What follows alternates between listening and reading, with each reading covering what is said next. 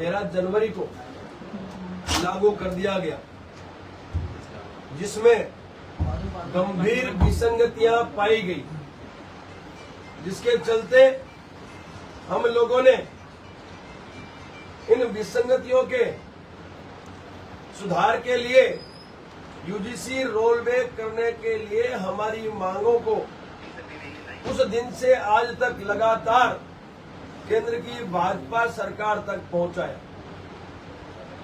हम लोगों ने 8 मार्च को दिल्ली में महापंचायत का आयोजन किया, उसके लिए 23,000 किलोमीटर की यात्रा का आयोजन किया, वाहन यात्रा का आयोजन किया और हम लोगों ने उसके पश्चात 15,000 किलोमीटर की वाहन यात्रा का आयोजन अभी किया है। ये जो गंभीर विसंगतियां हैं, इन विसंगतियों को दूर करने के लिए इसका रोल बैक होना अति अनिवार्य है। यूजीसी दिल्ली से लागू हुआ है, लागू करने वाले लोग भी दिल्ली बैठे हैं, सरकार भी दिल्ली है, शिक्षा मंत्री भी दिल्ली है, यूजीसी का भी दिल्ली है। हमने ये सुनिश्चित किया, ये संकल्प लिया कि हम समस्त सामान्य वर्ग के नागरिकों को जन जागृत करते हुए, जन चेतन करते हुए उनको आमंत्रित करेंगे। 23 अगस्त का जो हमारा आयोजन है, स्वर्ण आक्रोश महापंचायत शाह ऑडिटोरियम 1:15 बजे नई दिल्ली में, और हमने उस यात्रा के माध्यम से आज यहाँ मुरैना में पहुंचे हैं। विसंगतियां गंभीर है, जिसमें मुख्य विसंगति यह है कि जो संविधान ने हमें अधिकार दिया है समानता और स्वाभिमान से जीने का, वो छीना गया है और इसको सुप्रीम कोर्ट ने भी नोटिस किया, उन्होंने हमें स्टे दिया है। लेकिन हम ये चाहते हैं कि सुप्रीम कोर्ट स्टे दे दिया है, फिर भी भाजपा की केंद्र सरकार ने आज तक इसे रोल बैक नहीं किया है। विसंगति में जो दूसरी विसंगति यह है कि हमारे बच्चों पर आरोप लग जाएंगे तो तुरंत कार्रवाई हो जाएगी, जांच भी नहीं होगी। लेकिन यदि हम प्रताड़ित होते हैं, हमारे बच्चे प्रताड़ित होते हैं, तो उनके न्याय के लिए वो कहां जाएं, कोई उल्लेख नहीं है। और पूरे गजट में कहीं भी सामान्य वर्ग का कोई उच्चारण नहीं लिखा इन्होंने। यानी कुल मिला के इन लोगों ने हमारे बच्चों को दंड से अपराधी घोषित करने का ये गजट पास कर दिया, लागू भी कर दिया। ये तो शुक्र है सुप्रीम कोर्ट का स्टे लग गया। यदि फरियादी जो है वो आरोप लगातार आरोपी जो है, जिस पर आरोप लगे वो निर्दोष छूट भी जाता है, तो फरियादी पर कोई कार्रवाई नहीं होगी। ये भी प्रावधान इस गजट में है। और तो और जांच की जो कमेटी इन्होंने बनाई, उस कमेटी में भी सामान्य वर्ग को कोई स्थान नहीं दिया है। साथ ही साथ लिखित में धमकी इन्होंने दी है कॉलेज के संचालकों को कि यदि आपने ये जो क्षमता समिति बनी है उसका निर्णय नहीं स्वीकारा तो आपकी ग्रांट कैंसिल कर दी जाएगी। यानी कुल मिला के हमारे बच्चों के भविष्य को असुरक्षित करने का कार्य राजनीतिक महत्वाकांक्षा के चलते भाजपा की इस केंद्र सरकार के द्वारा किया गया है। अब हम आपके माध्यम से एक कॉल देना चाहते हैं, हमारे जितने भी सामान्य वर्ग के नागरिक जो भिन्न से हैं या पूरे भारतवर्ष से जो मुझे सुन रहे हैं, 23 अगस्त का जो आयोजन है वो निर्णायक आयोजन है, अंतिम पड़ाव है।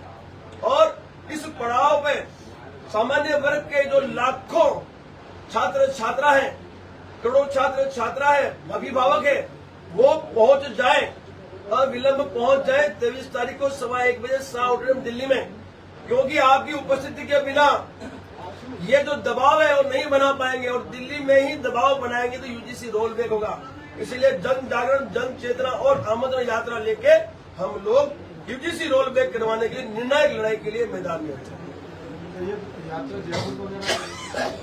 जयपुर में यात्रा सर देखिए, राजस्थान मेवाड़ से होते हुई यात्रा निकली। मेवाड़ के सभी जिले, जो 7 जिले हैं, उसमें हमने प्रेस वार्ता और संवाद किया, जन जागरण का कार्य किया, जन चेतना का कार्य किया। लोगों को पता है यूजीसी क्या है, लोगों को ये पता ही नहीं है यूजीसी काला कानून है कैसे।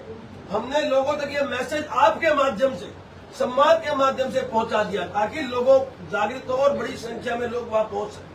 हमने जहां संवाद किया वहां हमने हमारे जितने भी लोग हैं, जो सामान्य वर्ग के लोग वहां, इनको हमने कहा कि साधनों की व्यवस्था करो और बसों की व्यवस्था करो, बड़ी संख्या में सब दिल्ली पहुंच जाओ। अब रही बात, लेकिन निजी स्वार्थ यदि मुझे साधना हो तो मैं गुजरात में यात्रा करूंगा, जहाँ का मैं निवासी हूँ, जहाँ पे मेरा साम्राज्य है। लेकिन मुझे ये पता है कि यूजीसी यदि रोल बैक करवाना है तो वो दिल्ली से ही होगा और दबाव हमें भाजपा की इस केंद्र सरकार पे बनाना ही पड़ेगा। और इन्हें खुला चैलेंज हम कर चुके हैं कि यदि हमारे बच्चों का भविष्य सुरक्षित हो रहा है तो ये भी कान खोल कर सुन ले, इनका राजनीतिक भविष्य हम सुरक्षित कर देंगे। जीतने वाले हम इस भाजपा को, सत्ता में लाने वाले हम इस भाजपा को। लगातार घोर उपेक्षा ये भाजपा हमारी कर रही है, तो ये कान खोल कर सुन ले भाजपा। एक बार फिर कहता हूँ, यदि बच्चों का भविष्य सुरक्षित हुआ, हमारे बच्चों को न्याय नहीं मिला, तो ये लिख के रख ले कि आने वाले चुनाव में, चाहे वो स्थानिक चुनाव हो, चाहे वो विधानसभा लोकसभा के हो, हम इनका बहिष्कार करेंगे। मैं स्वयं मेरी टीम के साथ घर घर जाके इनका बहिष्कार करूंगा और कुलदेवी की कसम खिला खिला के बहिष्कार करूंगा। जब क्षत्रिय समाज नाराज था गुजरात की घटना में, जब इसे इन्होंने पगड़ी पे हाथ लगाया था, इसका अपमान किया था और वो जो एक सांसद की टिकट रद्द की, तब अब सिर्फ क्षत्रिय समाज इनसे नाराज था। उस वक्त इनको लोकसभा में हमने पगड़ी दे दी, 400 से 200 समझ दिया। तो पूरा सुवर्ण समाज इनसे नाराज है। वोट की ही भाषा ये समझते हैं और हम वोट की भाषा में इनको जवाब देंगे, हमारे बच्चों का भविष्य सुरक्षित होता है। तो मैंने आपसे कहा, दिल्ली से ही न्याय मिलेगा। दिल्ली में ही पीयूसी कार्यालय है, तो हम दिल्ली ही जा रहे हैं और उनको न्याय दिलाना हमारा दायित्व बनता है। आप तो ये अच्छा है, उत्तर भारत में ही क्यों करना है? फिर तो सवर्ण तो सब पूरे देश में है। दिल्ली जो है उसके आसपास के जो प्रदेश है, उन प्रदेश में मैं व्यक्तिगत तौर पे वाहन यात्रा के माध्यम से इसलिए बोल रहा हूँ कि दिल्ली के आसपास से संख्या सबसे ज्यादा आएगी।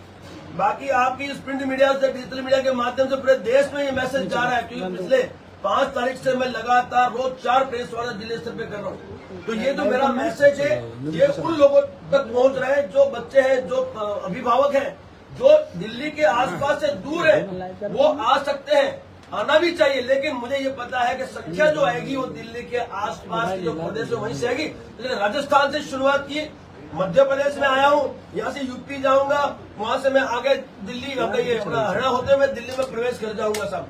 तो ये जो यात्रा है दिल्ली के आसपास में इसलिए की गई ताकि संख्या से हम इस सफलता को प्राप्त कर सकें। इस बार आर पार की लड़ाई है दिल्ली में निर्णायक। मैंने फिर कहा साहब, इस बार ये जो हमारी वाहन यात्रा है, ये जो जन जागरण यात्रा है, जन चेतना यात्रा है, इसका उद्देश्य ये, मेरा कॉल भी मैंने आपको कर दिया, जब तक हमें वहां से न्याय नहीं मिलेगा इस बार दिल्ली किसी कीमत में नहीं छोड़ेंगे।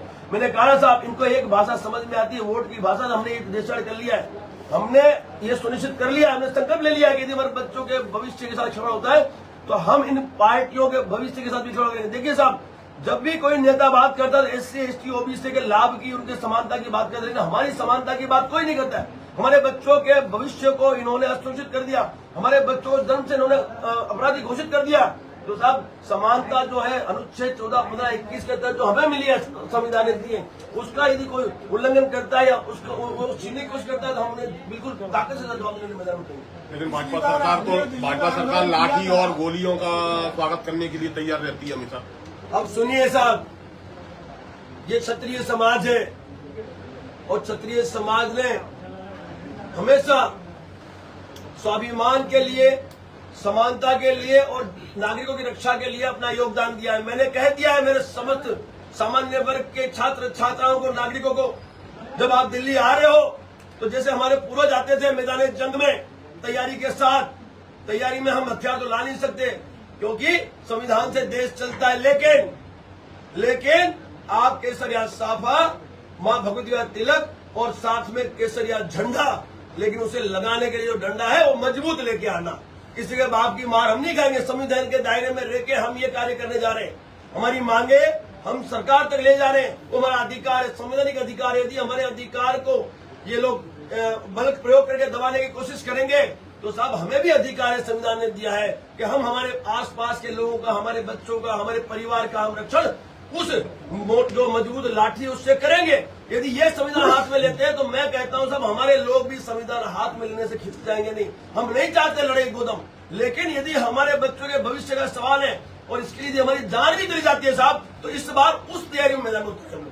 पिछली बार जब आप लोगों ने दिल्ली में आंदोलन किया था तो उस बार कुछ आपस में इशूज और गुटबाजी सामने आई थी, उससे बचने के लिए आप क्या करें? देखिए, पिछली बार जो पूरा घटनाक्रम हुआ वो मीडिया से नहीं छुपा और ये दुर्भाग्य है हमारा कि उस वक्त पिछली बार पुलिस प्रशासन ने हमें नजर कैद कर लिया।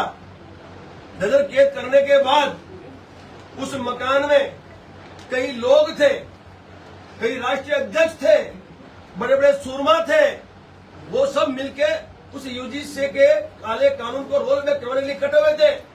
उनमें से सिर्फ राज शेखावत को वहां से उठा के ले जाया गया, हमारी महिला राष्ट्रीय संगीता सिंह को उठा के ले जाया गया, बाकी लोगों को हाथ नहीं लगाया। महेंद्र सिंह जी भी हमारे उधर ही थे, महेंद्र सिंह जी ने सारी परिस्थिति संभाली, वहां से पल पल की हमें रिपोर्टें दी। लेकिन दुख की बात तो ये थी, वो जो 20 राष्ट्रीय अध्यक्ष वहां उपस्थित हुए थे, जो 20 राष्ट्रीय अध्यक्ष यदि उस भिड़ जाते तो मजाती को लिया जाता। साहब बड़े बड़े चेहरे थे, साहब बड़े बड़े चेहरे थे। तो ये हमने नोटिस किया कि भाई अब कमान हाथ में रखेंगे। इसलिए आपने देखा इस बार कमान मैं अपने हाथ में लेके चल रहा हूँ, मैंने किसी को अध्यक्षता दी नहीं साहब। इस बार अध्यक्षता राज शेखावत अपने साथ लेके चलेगा।